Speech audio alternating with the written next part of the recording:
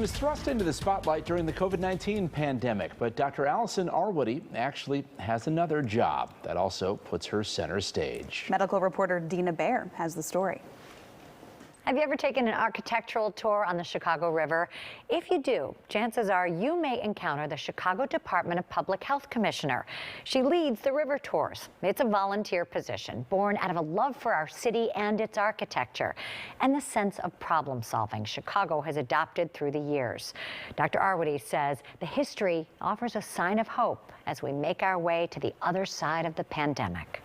My name is Allison. I'm a volunteer with the Chicago Architecture Center. As the sun begins to set over Chicago. And I want to congratulate you on choosing a beautiful evening. Chicago's First Lady pulls away from Dock 2 on the Chicago River, with her tour guide taking one last glance at her notes.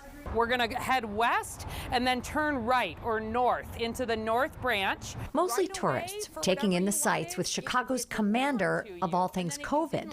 Do people recognize you? Sometimes they do. 90% of the people on a boat have absolutely no idea who I am, and I love that, right? It's actually one of the most anonymous things I can do in the city. It is so different from my day job that it makes it feel kind of relaxing. That big temple at the top, and then it's got 4 more at each corner, those originally were also solving the problem of fire suppression. They originally held very large amounts of water, so if you had a fire, you could use it to put it out. Like when I am leading one of these tours, I'm not thinking about, is the mayor calling me? I'm not thinking about the mess at work. This is the LaSalle Wacker building. It is by Holabird and Root. It's from 1930. So late 1920s, early 1930s, that's really Art Deco time here in Chicago. For me, I find things that I focus on actually to be pretty relaxing. For 4 years, Chicago Public Health Commissioner Dr. Allison Arwady has worked as a docent. I've always loved architecture and history, and you have to apply to become a volunteer with Chicago Architecture Center, and then there's a big training process. You saying, I've got an MD. Did that get you anywhere? No. They don't care if you have an MD. They care if you're generally a good teacher, you have a good memory, you care about Chicago. You could only build to a certain height, and then if you wanted part of your building taller, it had to be set back from the street. So many of our buildings here will have that sort of armchair or love seat shape to them. I feel like it is so natural because I think of you as the person who helped us in this city navigate the pandemic. And then here you are helping us navigate the beautiful architecture. Even before COVID, like one of the things I really like about Chicago Architecture Center is they don't say, here's a tour, memorize it. There are certain core buildings that you have to talk about, but you can decide which stories you want to tell. So I've always had a public health spin on my river tour. Anything that we can do as a city to limit this risk here is a win for you, your family, and Chicago. Her current job set her volunteer gig off course as she was working night and day monitoring and managing the pandemic. But on this summer night's 7:30 cruise, packed with interested ticket holders, she began. One thing for me that really makes buildings come alive is that so often you can see in the buildings how the architects, the designers, the engineers, the lawyers, the bankers are solving problems. It's no problem for this guide to memorize an hour and a half's worth of information. That is the Wrigley Building. It is from 1921 to 1924, and this is the beginning of what you may now know as the Magnificent Mile. This is a really nice example of contextualism. That curved facade is not only looking interesting, it is matching the natural curve of the river. This was originally built as the North American Cold Storage Warehouse. This was a giant freezer. And then do you see the stars in the facade?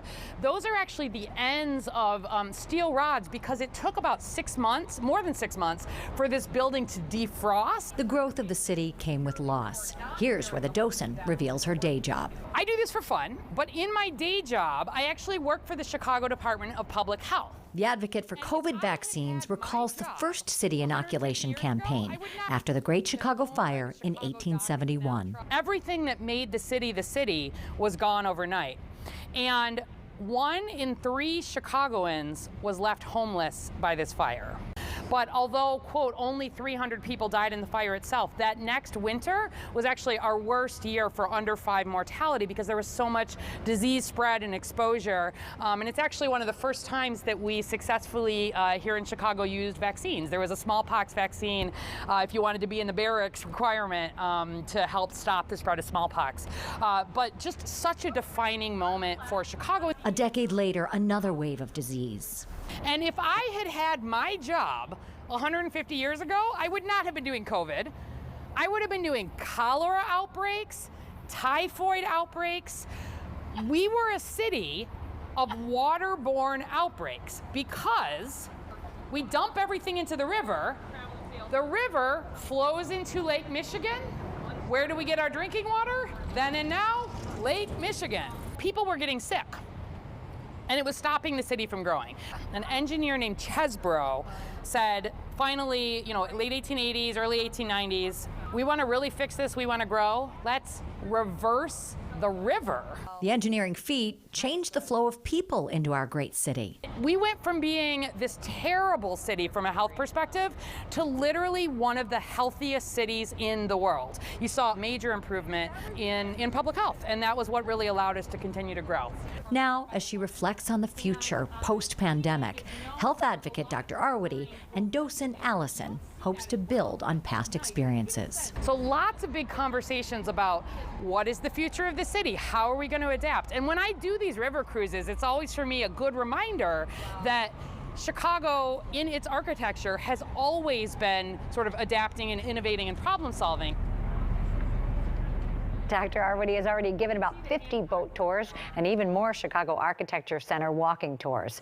She couldn't leave us after our interview without a reminder to stay safe as COVID numbers are on the rise. But she says the good news is hospitalizations are not high, and there's a new vaccine in the works to address COVID variants. Back to you. Seeing Chicago and Dr. Arwady from a new perspective there. Pretty incredible how she holds the data from her day job in her brain and also all of these historical facts and architectural facts. Neat Impressive. stuff to save. Yeah.